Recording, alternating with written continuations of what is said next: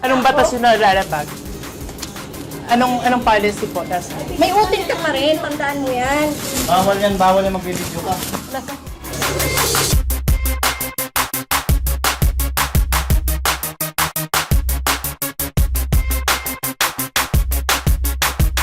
Sinampal pa siya. Marami lang tayo po. Okay. I saw the video. May Meron video. pang uten-uten. Yes. Okay, let's go back to farmer's market. You stop me from using.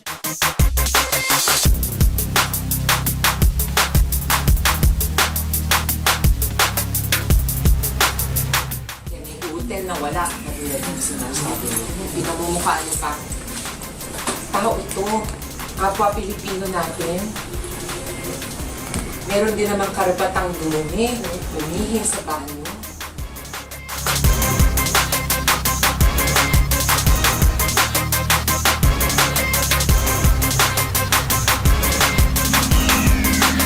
So, Rachel, I don't feel bad about this. I know it's very difficult.